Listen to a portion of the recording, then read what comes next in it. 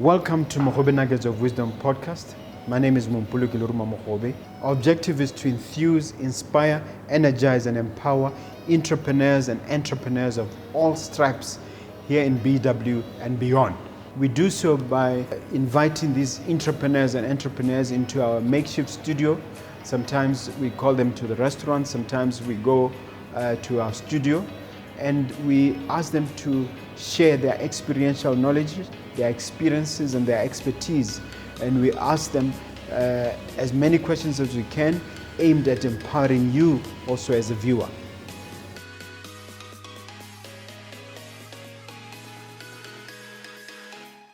Hello dear viewer, dear listener, my name is Mompoloki Lerumo Mogobe. I take this opportunity to welcome you once again to another invigorating, exciting and mind-blowing session of Mogobe Nuggets of Wisdom podcast. We always try to bring you life-changing, innovative information, something you can make use of, something you can use to improve your life. I brought a young entrepreneur, Mr. Kebalatetse Kebalatetse, who is my guest this afternoon. Would you care to introduce yourself, Mr. Kebalatetse? And on top of that, welcome to the studio. Thank you so much. I feel very much welcome. Thank you, Mr. Mogobe. Again, my name is very long. Just call me KB. Who I am? My name is Kebalatetse Kebalatetse, KB as I mentioned. And I'm a young entrepreneur in Botswana. I've been in the game for close to seven years now, maybe older than that, because I believe I've started enterprising at a very young age, all the way back from junior school, all the way up to varsity and beyond. And now I'm here. I'd say by qualification, I'm an accountant, something that I was forced into by my mother because she was afraid I'd go to she didn't want me to go to South Africa at the time to go and study there. It wasn't safe then. Well, she felt that way. I think she was being just overprotective, more so that I was the only one with her at the time, her child at the time. She was a single mother. So she felt that maybe perhaps me going away would leave her, a little bit lonely or something. I don't know. But I ended up doing a course that I didn't want, and which was accountancy. I graduated a year later. A year later than my class in graduate. This is at UB, right? At UB, yes. They graduated 2009. I graduated 2010. So anyway, fast forward, I did my degree there in UB and went to work as an accountant. Didn't enjoy that, and I said, look, I've got major ideas. I think I can change the world. I always thought I was going to change the world, even growing up. I thought I had ideas that were sound. I remember even at UB, there was this KBL Kickstarter. I had the audacity to apply for that. I didn't get the grant, of course, but still I felt. What was it about? Okay, so it was around sanitary, or it was around hygiene. Rather, it was something I was struggling with personally at UB, the public toilets. Every time I went there, I just found the toilet seat a mess, and I said, isn't there a way we can layer, this device here? I mean, this toilet seat with a sheet, to protect one against the germs. I was very particular about that. Even growing up, I've always been very clean, as you can see right now. I'm a clean guy.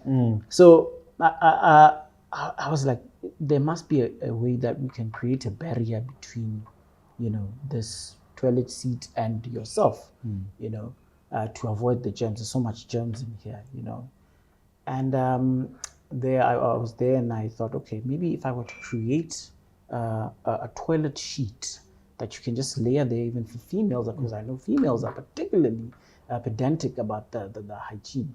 You can layer it on the toilet seat. So you submitted the proposal? Yes, I submitted What happened the proposal. Well, I didn't get it. And the spin-off was that from there onwards is that I could end up creating a paper company, where we basically manufacture toilet paper and paper products, essentially. Well, I didn't get it, and I guess I didn't pursue it further. But turns out even later on in life, I discovered actually this is a solid idea that's happening in first world countries. I didn't even know that. So I moved on, went to work. I worked as an accountant, like I said. And 3 years later, I decided formal employment was not for me after going through 2 companies. Tell me about the 2 companies, specifically touch on the tourism business that you're involved in. Yes. Okay. So what I remember about the companies that I worked for were mostly, one was in technology, and the other one was in mining and plant maintenance and equipment, right? So as an accountant, I was sort of intrigued always because you see numbers, right? And I guess, life always works in your favor somehow, because the accounting profession taught me numbers, and in numbers there's truth, and you numbers tell a story. Numbers don't lie. They don't lie, and they tell you a story. I noticed the business, okay, what's really going on? What is are the areas where they're making more money, where they're losing more money, right? And basically the technology business was the one that appealed to me mostly. And in that department, I figured that, what if, because in the accounting department, you make a lot of calls, you have to go through the directory all the time, calling suppliers and whatnot. I got tired of that, right? And I said, listen, I think there's a way that we can take this paperback directory and put it in a disk, right? And distribute it. So that back then the internet was terrible. And we can put that directory in a disk and in a USB, and you can basically search for numbers from it, right? And I applied for YDF. Youth Development. Yes, Fund. While I was working.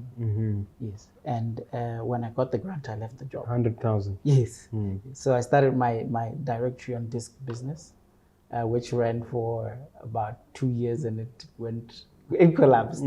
Basically, it was. I'm glad you can laugh about it. Yeah, it was really tough. It's a learning experience. It was a great experience. I mean, it was painful. It was painful then, but I got to learn quite a lot from it, and it basically showed me the life cycle of a business. Basically, what a startup looks like in Botswana.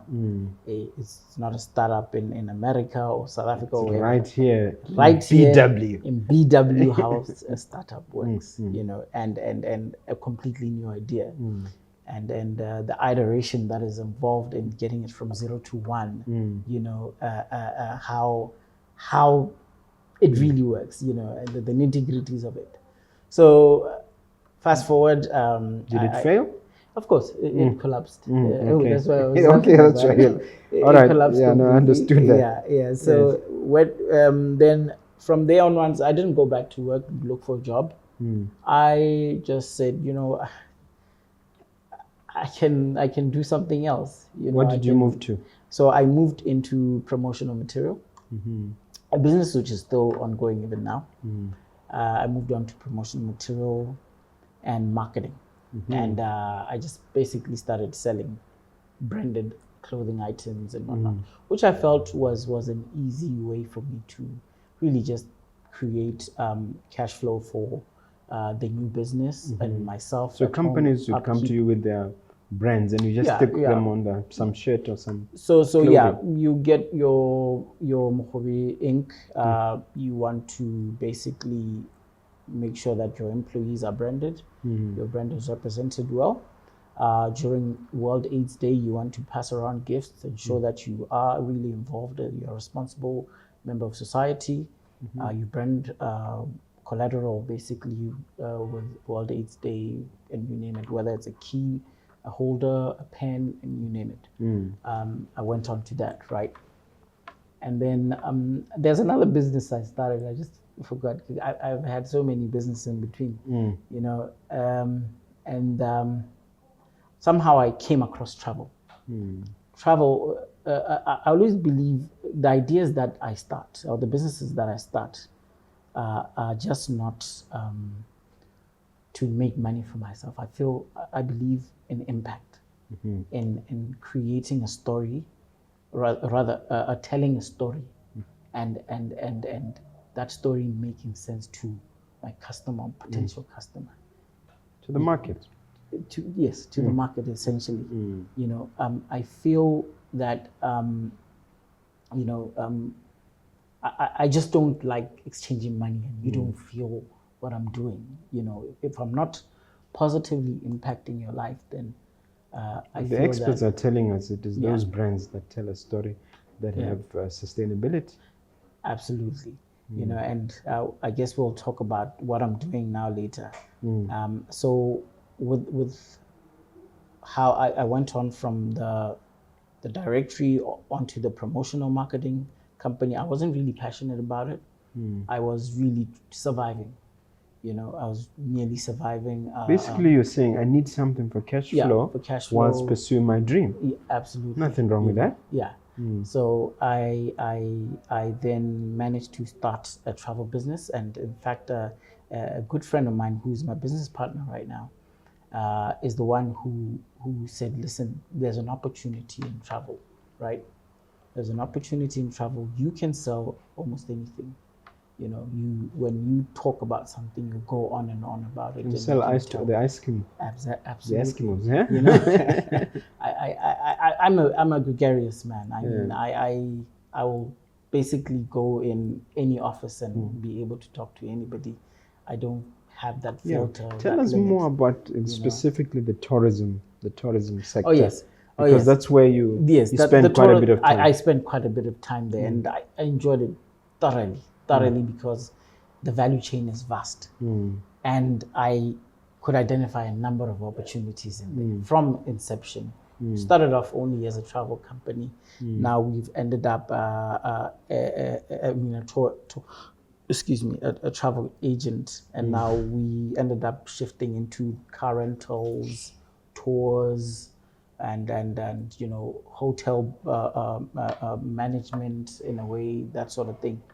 So we started off just by operating in the corporate sector, and the reason why we did that is because we noticed there was a gap that some of the big companies were not filling, which was personal service. You know, it had become with our competitors. You know, that they were making so much money, they didn't need to become personal anymore. So we took the personal service to the clients. We did personalized team buildings, very intimate, private, team building sessions with management and staff. This is in Maun? No, we most of our clientele were here in Gabs. And we worked with mostly South Africa and Namibia. Between these two countries. What's the name of the company again? Easy Escape Travel and Tours. And what did Easy Escape offer exactly? Yeah, basically we offered personal traveling. We're like a personal concierge when it comes to travel for the corporate market, especially. The personal or the individual tourists did not get much value from us because we mostly focused on the big guys, you know, the guys who have groups or the small team of people looking for a unique experience. There's literally... So was there a training or motivational component to all of this? Yes, of course. There were times when we had to engage, a motivational speaker. Mostly we work hand in hand with our host to identify somebody for us. Team building activities, they would have sit down strategy sessions, you name it. They would have somebody to talk to during those stretch sessions, you know, that we would obviously work with the host. Large groups, we're talking 120 plus people. We take them from here to Mauritius, to Thailand, to Cape Town, Durban, you name it. Basically. But without owning the equipment, say Bodi Basi and all that, we were purely focused on the relationship element. So did you then have to subcontract all the Yes, all the pretty buses much. and all that. Pretty much the big, the equipment. When you're looking at a big bus, we didn't see the need to own a big bus. And how were the economies of scale and all that? Again, well, Botswana is a very small country, you know, but with the numbers, if you get a group of 120 people, that's money in the bank. You literally have the negotiating power with almost any hotel, and no one can really turn you down. You basically offer them the price, you know, and still offering that value to the client as well. So we harnessed the economies of scale. They worked for us in the travel trade at the time. And of course, COVID hit now. Tell us about that. COVID hit. What was the impact on the business? COVID was devastating, to say the least. It was devastating. We literally lost about 98% of our clientele. Overnight? In a space of a month. Yeah, because of the lockdown? Well, the rumors that COVID, they started, January, right? But nobody was concerned until South Africa announced that they're locking down and the disease is coming over this side, close the borders. But I can vividly remember March being the month of a tumultuous month. That was like a movie. You know, it was quite funny. You know, I was sitting with my employees. When somebody just doesn't believe you, nobody. I say to some people that it's like participating in a slow motion train smash or train wreck. That's precisely what happened. You know, I joke about with it all the time with my friends. You know, that was a very rough month. So how many employees did you have to let go? Again, you know, we still have them on board, but we're about 5 of them permanent, and we have basically said, guys, you know, go hustle. Make a plan. Just make a plan, guys, because literally we have a few clients here and there, you know, but we're positive that it will pick up. It will pick up probably towards the end of the year. You know, it's not a business that we're obviously going to let go. You know, we've worked way too hard on it. Do you still maintain those contacts with overseas customers? Oh yeah. Overseas, again, I think I forgot to mention that we do inbound tourism as well. We have agents that we basically work with to bring us people into Botswana. And that happened because of our ability to reach almost any. We travel quite a lot. We've been to the UKs, you name it, South Africa, and some parts of Africa. So we're able to identify people that we can work with, mostly through expos that we're interested in selling Botswana. We package the deals, decide, send them over, and they send us people. So yes, indeed, we are still maintaining those contacts. In fact, we don't even have to do that. They keep on asking us, when is the situation going to be over? At least what we're in right now. When is the state of emergency? Because you can't take travel insurance with a state of emergency.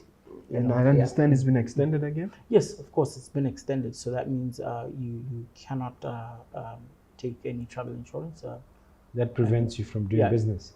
Completely. Basically, out of business in that end, in the inbound sector. Let me ask you about your relationship with the likes of Botswana Tourism and other government entities that promote investment, especially in the tourism industry.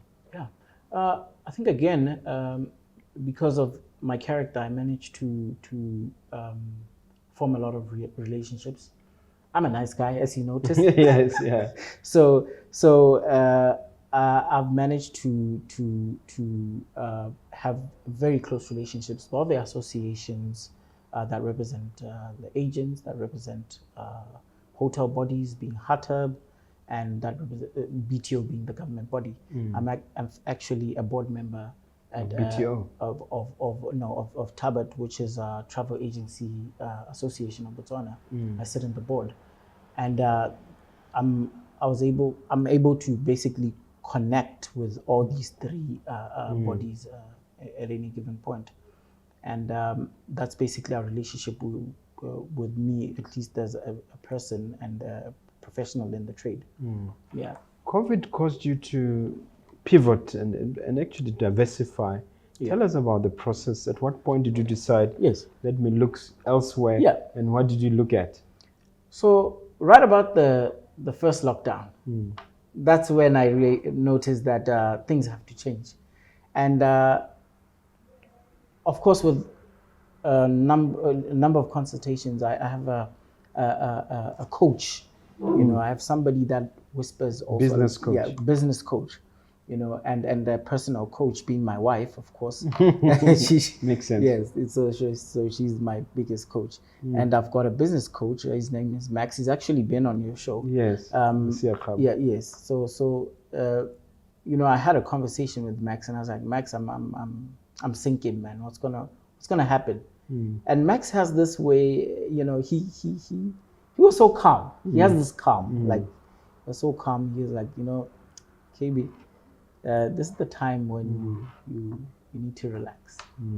Okay, this is literally. Max, by the way, for those who don't know, is the MD of the Franklin Covey Group, and he does appear on the Nuggets. You can click down his name. And get to see my interview of him. Yes. So anyway, Max told me, listen, this is happening to everyone. So don't make rash decisions. All right. Also, you're gonna lose money. Scale back. All right. Take a step back. Try to utilize the resources that are available to you. Right. What is available to you right now? These employees that are at home that you're currently not utilizing, what can you make them do? You know? And, you know, I guess I was on panic mode. I didn't listen to Max. In retrospect, I should have. But nonetheless, we're here, and I have no regrets. But I basically started, I said, you know, at the end of the month, there are all these, you know, expenses that have to be paid. And I'm a person who, when idle, I don't function well. I need to do something. I need to do something, else I'm going to lose my mind. And that's when I fell into this trap of the PPEs and you name it. I started running around Kirigisa, masks. I was selling masks. I don't know why you call it a trap. I thought it was a business opportunity. I wouldn't, you know what, in my opinion, it wasn't. It was more for people who were prepared for it and who foresaw it coming. I went into it because I thought I saw an opportunity, right? But the market was already flooded with people who were prepared, you know? People who had already made orders for PPE in January when COVID was just a whisper, you know? And when the lockdown came and you were not in that circle, you know, of people who, pharmaceutical companies, for instance. I mean, where I am at my office, I'm next to a pharmaceutical company, you know, and if you are not in that space, obviously you're gonna overcharge. You bend your fingers. Exactly. So ended up doing that. Sure, I made a few sales here and there, but for the amount of time and investment that I spent in it, yeah. So what business did you eventually start and why? Yeah. Okay. So I'll talk about Smart Water Solutions. Smart Water is actually 2 years old in the making. It's 2 years old in that, you know, how I got to see the power of what sustainability in water looks like. When I visited Cape Town about 2 years, we're in 2021, so it's 3 years ago, when they were about to experience day zero. Day zero is where basically the dams in Cape Town were almost at nothing. And at that time, I was with my wife. We were on holiday, It was around March, somewhere there. And I remember when we landed at the airport, I went to the public bathroom and I noticed the tap when I was washing was mist. There was a light, gentle mist. Immediately, it struck a bell in my mind. I'm like, we stay in a desert. We stay in a desert. Why? Well, yeah, why aren't we? Botswana is 70%. Yeah.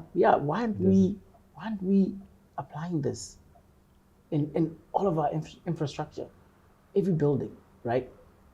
I went on to the hotel. There was messaging around water. You need to preserve water. We're at day 0. You might not have water tomorrow, you know. And I remember talking to my wife about it, and I said, "You remember that 4 or 5 years back, when I was staying in Guapiri in Mogobe, I used to because there was no water because of the drought. You remember the drought? Yeah, it's been a drought. Yeah, and there was literally no water in especially Greater Gaborone. Yes. I, for one, experienced it firsthand.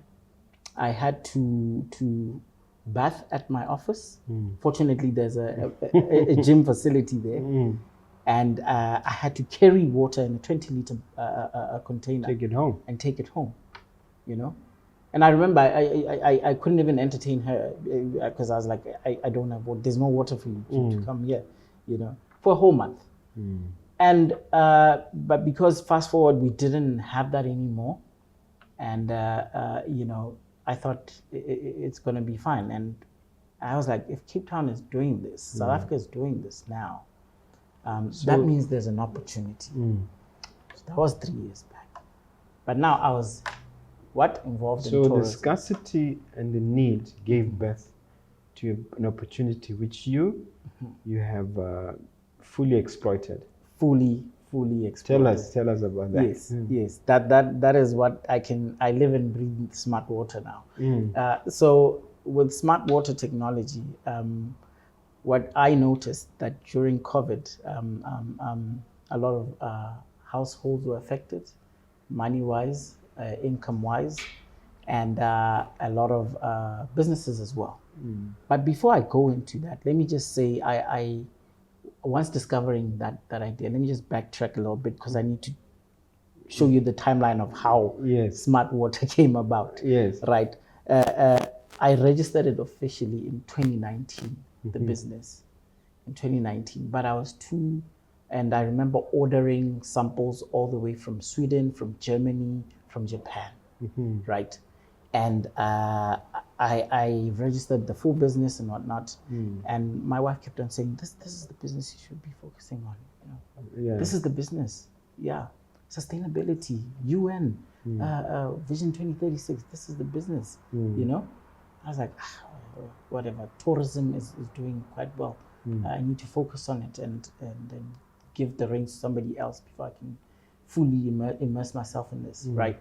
So in other words, you agreed with your wife, but your attitude was that's not the time. You'll do it in future. I'll do it in the future. Because you're still busy with the tourism business. Exactly. So I guess God has been talking to me about this business for the longest time. I'm a firm believer that, you know, I'm a very religious person. I like to think that, you know, in everything I do, I consult with the powers that be, you know. And you know, I meditate on that, you know, and this is the business that I should have started a long time ago, and that's why COVID, I believe, was designed for me to start this business. Direct COVID dividend. It's a direct benefit of COVID for you. For me, because the impact that we are doing right now in people's lives and businesses, especially in these tough times, as now I can start talking about how the impact of what smart water does. Explain the product. Yes, I think for me, you need to explain what the product is. Oh, Do you have samples here? Yes. Oh, no, I didn't bring them today, Oh, I but see. you remember I brought them the Oh, other day. okay. No, Yes. I was thinking for the benefit of my viewers, but Yes. it's all right. No, unfortunately, I don't have the products here. But I will share resources But I'm where sure they on can social media they are Yes. easily available. Easily available. It's just what, smart water? It's we are on social media. It's Bubble 90 Africa. Bubble 90. Bubble 90 Africa. That's the social media. We'll put page, that at and, the end, yes. Yes. So we'll put that in the end so that they can get to understand what we're doing. Basically, the rationale behind me focusing on this business was that, households are affected, businesses are affected. There's literally little to no money. And water, a precious resource, as you know it. Botswana, 17th most water scarce. Where do you get that statistic? These statistics are the 17th UN. what? 17th most water scarce country in the world. 17th. And Namibia is around number 15 or so. They're worse off than us. They're worse off than us. Namibia is around number 12. Something like that. I'm not too sure. South Africa? South Africa is worse as well, worse than us. So Where do you get these numbers from? yeah, you can just check them out on Wikipedia. You'll find the numbers. But basically, the UN Sustainability Development Goals, the UN SDGs Pillar 6, will explain how scarce water is, especially fresh water. What we are consuming right now is about 1.9% of global water available for us today. 1.9%. Very tiny. Very tiny. Where is the rest? The rest is in underground resources and the ocean. And for you to tap into those resources, it will take a lot of energy and a lot of money. However, with this 1.9%, we can conserve it enough to last for the 100 years, the next millennia, for your children's children. Yes. So what we want to do is to preserve this precious Tell me resource. about the product. Who invented it? Okay. Who has So IP on it? okay, And so there are a yeah. number of IP holders on these. We have there's a company in Sweden, there's a company in Germany, there's a company in Japan. And what I've done is I've secured the distribution rights, exclusive rights for the African market for the Japanese product. So that means we have touched base in Botswana, and we are moving with plans to expand into South Africa, even though they already have other water-saving products. From other jurisdictions? Yes, of course.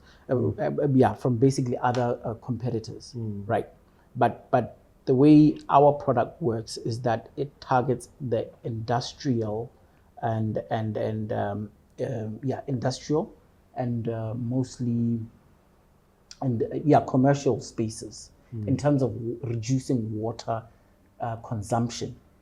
So you reduce water consumption, meaning that you use what you need that water for, precisely what you need it for, without wasting it, right? Many often at time, what we do is when you get into a bathroom, after you're done doing whatever you're doing, you open the tap to wash water. Little do you know that you're using about 15 to 20 liters of water on that small function, menial function. Cumulatively, you're using over 200 liters throughout the day. Isn't the COVID task force asking us to repeatedly wash our hands with water? It is, you see, but they're not saying waste 100 liters of water washing your hands. You can use less than, even 500 milliliters is too much. It's like a pint, that's a lot, right? To wash hands effectively. And the technology that we use harnesses every drop of water for it to be effective and be used consciously and for the purpose that it's meant to be useful.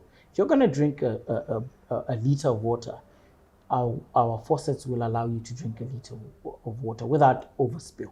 If you're going to wash your hands, our faucets and our technology will make sure you use less than 500 milliliters to wash In terms of your hands.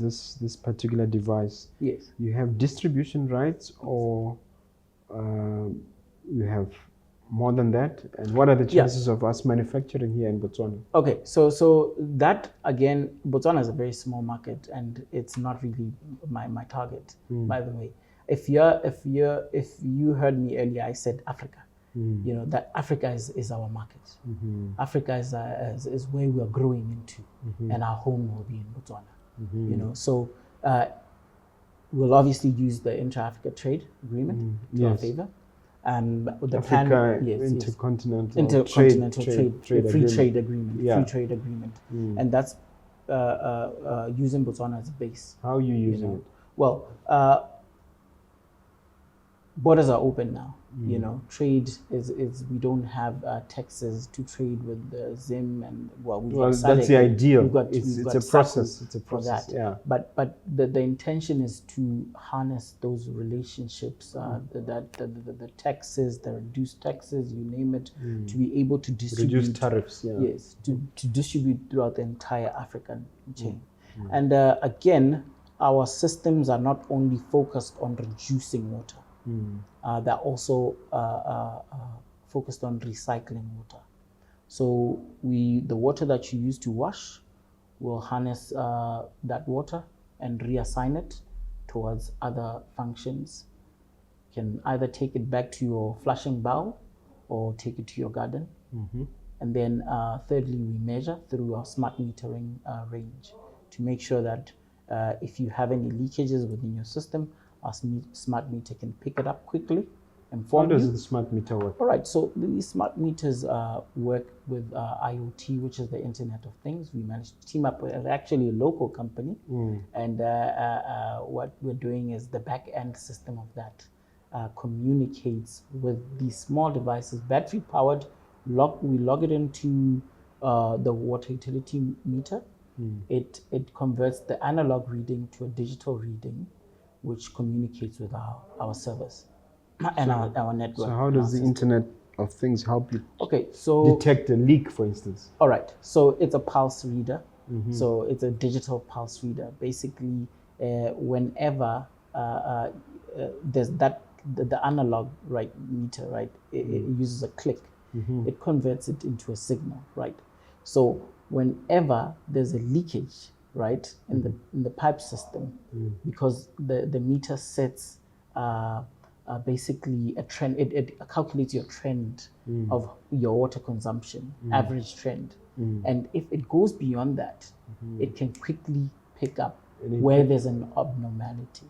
Okay, right? So it can actually work out averages based on other consumers. On other consumers, but most especially with what your meter reader says in the past.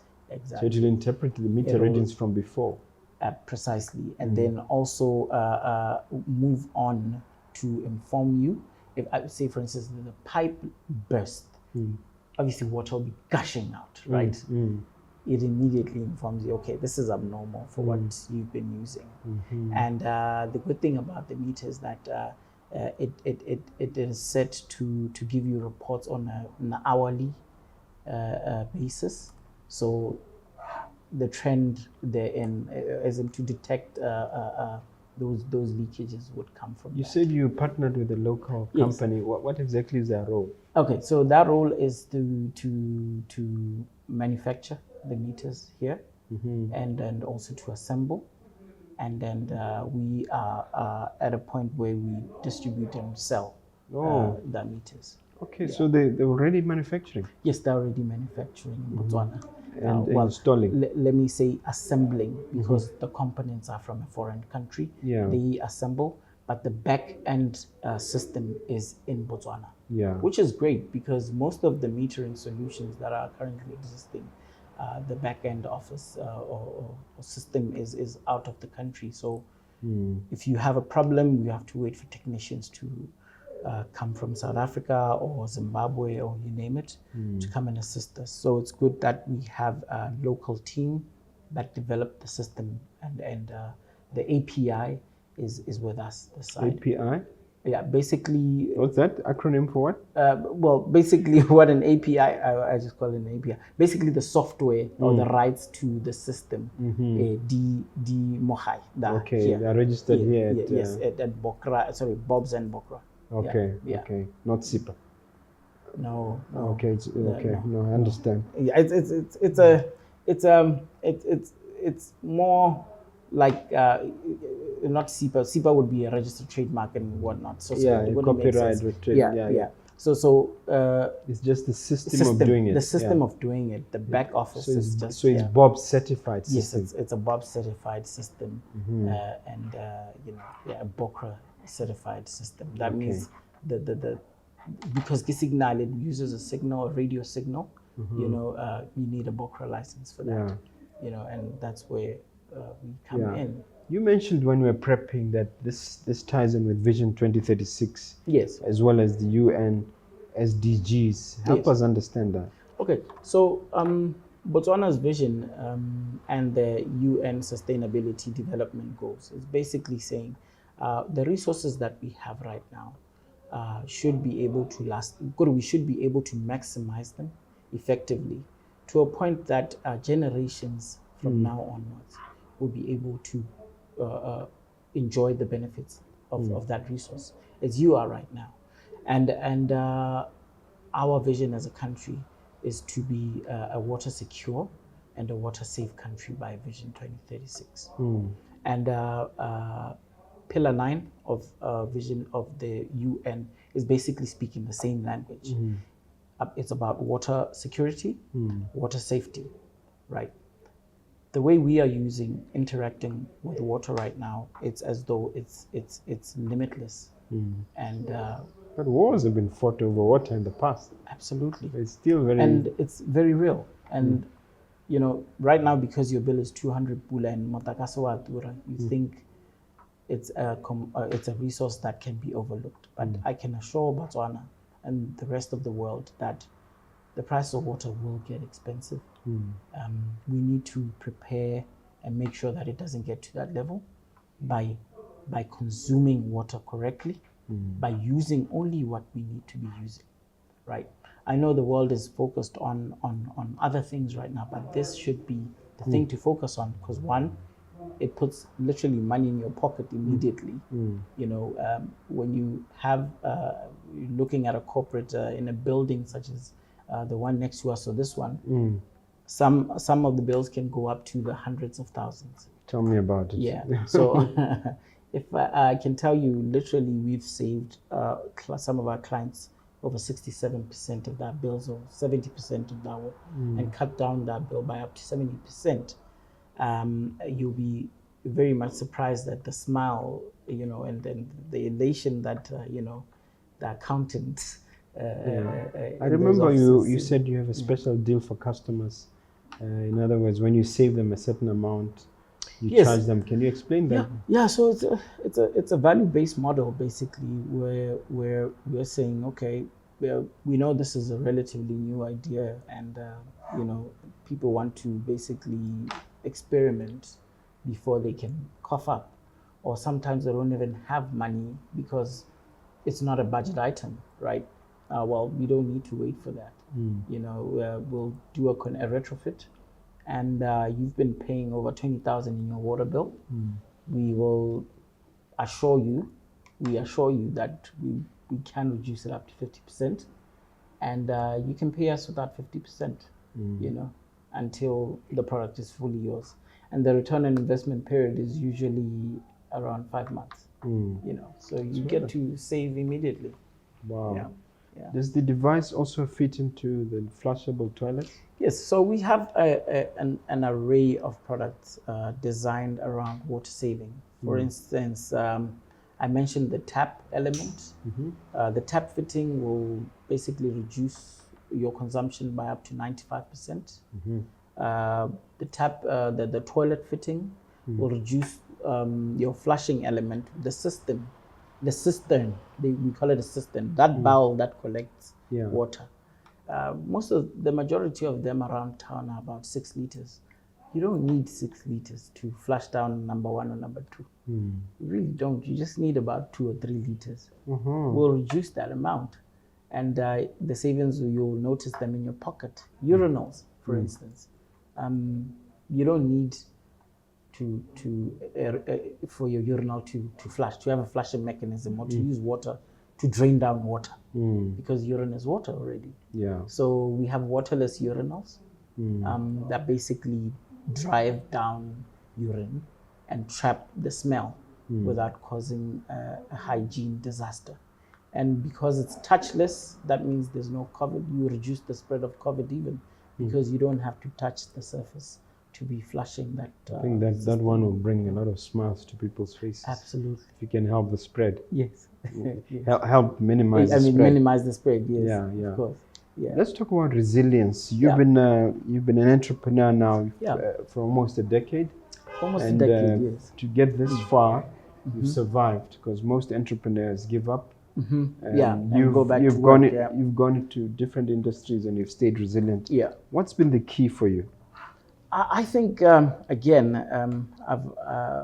apart from my support system, which I must credit, I've always thought I was put in this world to make a difference. Even the way I interact with people, I always try to leave somebody with a positive, something to smile about. I'm a chirpy character, one would say. I can see the smile. Yeah, I mean, I'm always smiling. Whatever the case, I'm always smiling. I'm always positive. I try to be as much positive as I can be, even though it hurts sometimes, but I always try to see the light at the end of the tunnel. And it has worked for you. And it's worked for me. And I guess when we talk about resilience, one would say, no, you must be a millionaire and whatnot. No, I'm still striving, to get there. But I know that I'll get there. And I think you become a millionaire mentally before you become a millionaire literally. The same with the other numbers. Absolutely. Yeah.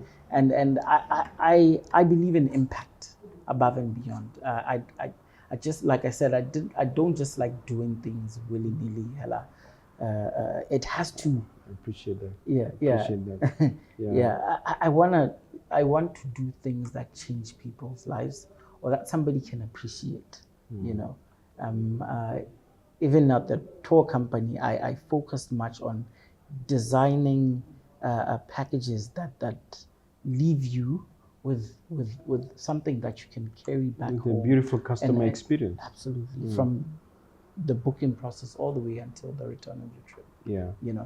And then that's what I really believe in, an impact above and beyond. And again, that for me, the water business, smart water and sustainability really speaks to my ethos as a person. Okay, two questions. One, how is SMARTMETER doing, Smart Water doing now in terms of employees and turnover? And then second part of the question, what is the 5 to 10 year outlook if you could to look at that crystal ball? Okay, so with Smart Water, it's relatively new in the industry. I can tell you that we have a clientele base of over 10 customers, and these are I would say big corporates, in the Botswana space. And we've recently touched base in Cape Town. We are considering also, we're making moves towards the Cape Town market, especially with the Japanese products. In terms of employees, I'll be honest, we have 2 employees, and we have a freelance plumber that we work with. We've got an accountant, yes, who actually I just signed them on board yesterday, who was my former accountant. The travel business, I onboarded her. So basically, in fact, I'm wrong in saying that there's 3 employees right now permanently who will be sitting in the office. You're the 4th. Yes, being the 4th, of course. And then we've got freelance plumber being the 5th. He does our fittings and you name it. Yeah. So in terms of turnover, I will not mention that, but I can tell you that we are seeing a very bright future in terms of what we are offering to Botswana. You obviously, when you start a business, you don't see the money now, but money is, how businesses operate, and that's how we are able to do all the magic that we do. You'd know, because business needs cash flow, and cash flow. So is where the do you see yourself? I bloodline asked of you. the business. I'll In push 5 you to 10 yeah, years. 5 to Okay, 10 years. so in the next 5 years, we will have solidly secured the Southern African market and making our inroads by the 10th year into the rest of Africa. We're talking Western and Eastern Africa. Given the population and the water scarcity and needs of those businesses, of those markets. Now, one may say, okay, sure, we've got, for instance, in Nigeria has plenty of rainfall, right? Water and you name it. But what we foresee is the sanitation of water, the hygiene, the cleanliness of water. We are not only focusing on reduction and reduction of consumption. Yeah. Yes, but we're looking at inventive ways of reassigning the water that we use and eventually sanitation. Cleaning that water and reusing it.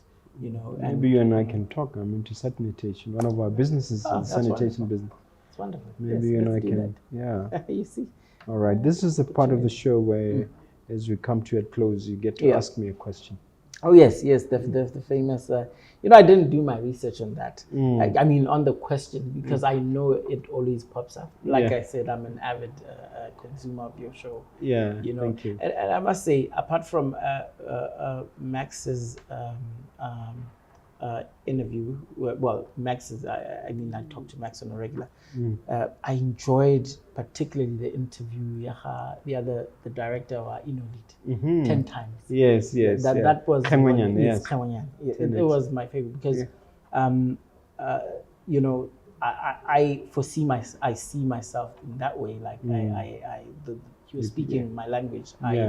I want to 10x. Yeah, exactly. You're busy 10xing as you speak. That's exactly what I want to do. But anyway, I guess the question for me is with your enterprises, you have so many enterprises right now, and you're a conglomerate on your own right now. And how do you deal with those complexities of having to start enterprise to enterprise and scaling it to a level where, how do you know that it's time to leave and hand over the reins? I think what you want to look at is sustainability. Have you empowered others around you who can run the show without you? I've from my reading and from my personal development efforts, I've always tried to see how I can sort of, quote unquote, duplicate myself or replicate myself among the people I work with. In other words, as I empower them, I want them to be able to be on their own, to be able to run their own show. It doesn't always work. It's always a work in progress, and you don't want to totally disengage yourself. So I'm coming to see myself increasingly more as less of a manager of businesses, but more of a manager of managers. In other words, if I have key people in key positions, my job is just to make sure through a reporting system that they meet certain targets, that they're able to report to me. That systems. That frees a lot of time for me to pursue other interests like this show, Mogobe Nuggets of Wisdom podcast, like the mentorship program we've started, like other activities where we're able to interact more with the community. So it's a work in progress. I'm constantly trying to develop myself in terms of learning from others, reading books, attending symposia, watching YouTube channels which help and bolster you. So I don't think there's a single person who can say they've mastered this. It's always a work in progress, and the more teachable you are, the more prepared to accept that you really know nothing, the more able you are to cope with the complexities, with the changes, and not taking yourself too seriously. As you can see here, I hang around with the younger folks, and I don't want to over complicate my life by thinking that, I'm this super successful investor, I've had it made, because I know that compared to some others, I haven't even done anything. Yeah, that's amazing. I'm getting That's amazing. started. Yes, That's amazing. that's the attitude. That's exactly how I feel. That's very relatable. And if you don't mind me asking now, during this time of COVID, how do you network? Because you know, I'm, like I said, I'm gregarious. Like I would be the type of person, if there's an event, highly I'd go meet people. And we now try. with We COVID, try how to. are We you adhere networking? to the protocols. Remember, the protocols are not saying stop networking, stop meeting people. You're just saying do that in smaller numbers and maintain that. So me, I'm quite happy. Like now, these gentlemen have invited me to a launch of a movie they've just done. Okay. So I like to say yes to a lot of these invites. Okay. You know, and then try and take precautions. So I make myself available to people within bounds, of course, within limits. So I think you have to be willing, ready, and able to put yourself out there, and to expose yourself to these opportunities. Along with your teams. Yes. You know, I encourage my team members, please guys, go out there. Let's be part of the community. Let's get involved. We know that there's COVID. We know that it's very risky, but prayerfully and carefully, let's keep going out there. That's what we do. Great. Thank you for that. All right. Now, you have to look at that camera there. Okay. And say to those entrepreneurs or that young entrepreneur, whoever might be watching, a few words of motivation, encouragement, words that will pump them up a bit as we get ready to part. Yes. Well, what I can say to you out there is that COVID is not the end of the road. COVID is actually just a stepping stone to even greater things out there. You just have to find within yourself what you believe can be impactful in your community and in whichever space that you operate or are within. You know, there's always opportunity lying and lurking somewhere. I know we get, as a people, we are sometimes bogged down by the political and societal systems that we live in, but focus on your energy on the positives. And no matter how hard it is where you are, there is always an opportunity that you can exploit. Thank you very much. Now, you must tell them where they can get hold of those smart meters. Yes. Or smart water solutions. Yes, this time I'm going to make including sure on social media. Yes, absolutely. So this is what I'm going to do. I will give them my personal social media links. You can find me, just Google me, Kebalatetse Kebalatetse. You'll find my Twitter, my Facebook, my Instagram. I'm there right now. I'm separate from my business. The business is Smart Water Solutions, right? We are currently using the link to our faucet, our marquee product, which is called Bubble 90. So you can just go on Bubble 90 Africa. You'll find it on Facebook. The website is bw.bubble90global.com. And my email is kb@smartwaterafrica.com. Yeah. Is there WhatsApp? WhatsApp. You don't have a WhatsApp. We don't have a WhatsApp. Yeah. But I guess my number is a WhatsApp number. Oh, it is a WhatsApp number. So 73007679. That is my WhatsApp. Okay. Yes. Mr. Kebalatetse Kebalatetse. KB. Yes. KB, please accept my profound appreciation and thanks for you having come here. Please accept that you really make a difference to our show in terms of what you've contributed. And we want others like you to come forward. I'm sure there's at least one or two others out there who are motivated and moved by your coming out. Thank you so much. Thank you so much, Mr. Mogobe. I really appreciate it. Thank you.